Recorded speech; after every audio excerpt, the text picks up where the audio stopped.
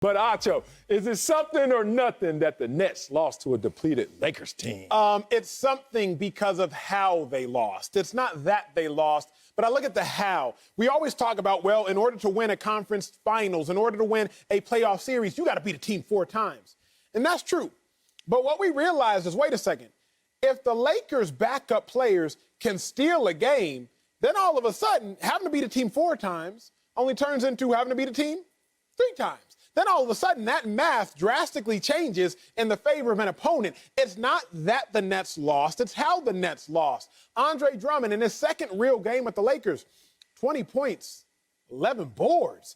The Nets, worst team as far as stopping big scoring points and getting assisted to score points. It's not that the Nets lost, it's how they lost. If you can't stop Andre Drummond, you're going to be able to stop Giannis Antetokounmpo?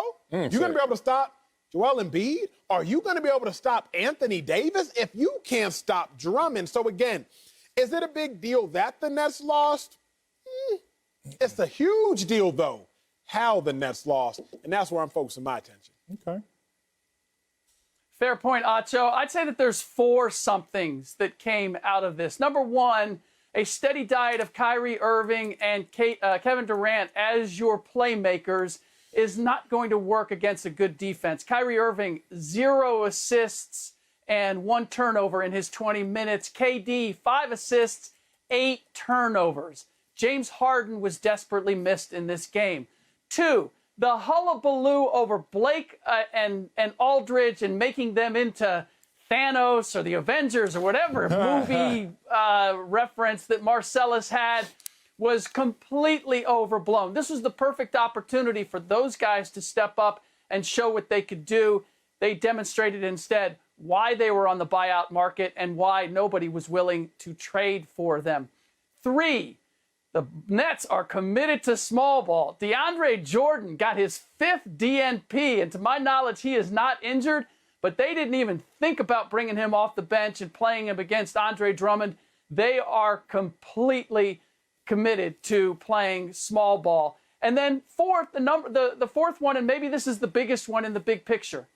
Kyrie Irving is a complete wild card. You don't know what you're going to get in mindset. Bingo.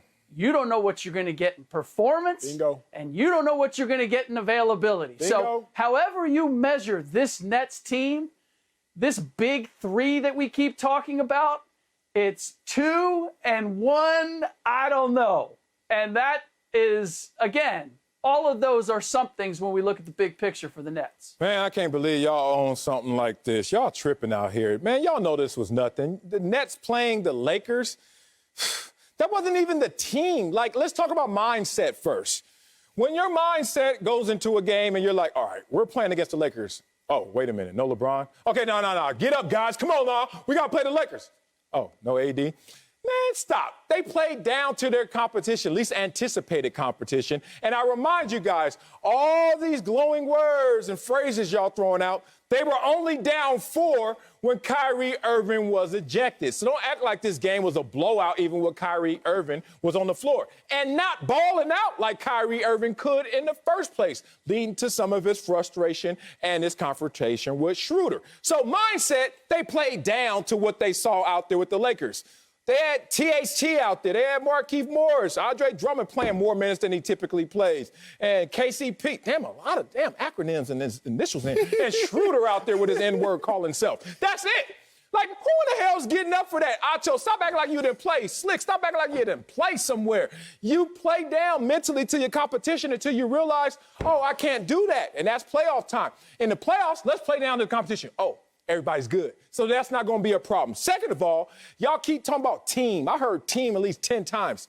Take the M off the team because we didn't see everybody on this team. We didn't see James Harden out there. So if you take the M off, that's what y'all doing, just spilling tea, as they say on the internet, tea. That's all y'all talking about. Y'all trying to make something up because y'all know ain't nobody built right now, except the Clippers, to deal with these Avengers. And that's what it's about. This team, when fully loaded, let's have that conversation. When you're not fully loaded, you guys are making something out of nothing. The only conversation to be had is around the one sentence you said, when Kyrie was ejected. That's where Slick, I'm about to focus my next little point here because it's all a matter of how them cats lost. Kyrie, you telling me that you got ejected from a fairly meaningful game. I say meaningful because you're likely going to meet the Lakers, everybody's assuming, in the NBA Finals. So this is at least the time to assert some dominance mentally, some dominance psychologically over the players that are really going to have to win the game for the Lakers, the role players. This is at least your chance to assert your dominance, Kyrie. And you choose, because you chose. Your reaction is a choice. You choose to get ejected. Oh, come on. Not one of them T's. Two of them T's. You choose to get tossed out of the game knowing good and well without you, Kyrie Irving, your team doesn't have a chance because the Lakers were only up by 4 when Kyrie was on the court. It was 66-62. Wow. But after he got ejected, the Lakers outscored the Nets 60-39. So if I can get this right, Kyrie, you're so conscious as to be aware of the meanings of words and to be aware of the energy of your ancestors and to be aware of all of these great things. But you're not conscious enough to realize that without you on the court, y'all can't beat the Lakers, particularly if James Harden ain't playing.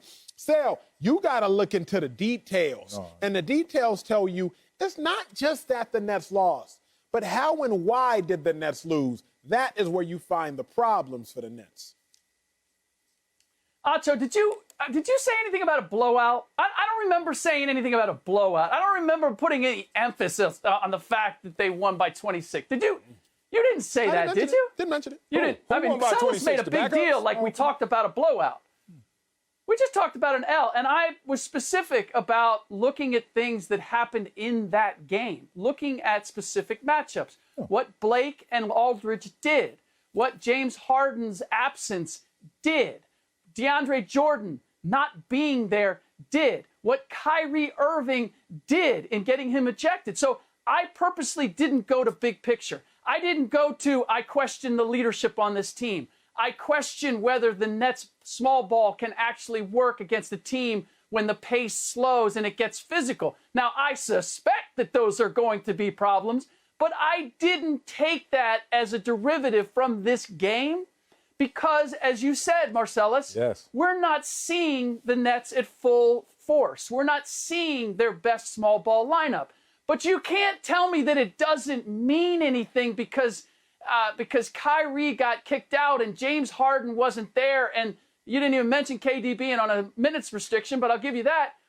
When LeBron James and Anthony Davis are not there and Dennis Schroeder gets kicked out, both teams were weakened. But this was a matter of what could we see based on what was there. And to say there was nothing shown, there were plenty of somethings. Maybe not a big something, but a sizable number of smaller somethings. No, it's nothing. It's nothing because it's not really the team. It's not the heartbeat of the team. All you saw was some blood spilling, but you didn't see the heart pumping. MVP is gone. James Harden's not even there for this team right now. Kevin Durant's on his second game back with a minutes restriction. Still went out there knowing that he had 1 foot on the gas, 1 foot on the brake. The governor was there. 22.7 rebounds, 5 assists, 47% shooting. Come on, man. KD gonna put up even more than that. He shot 25 from 3. You know he's better than that. Yes, sir. Sir, yes.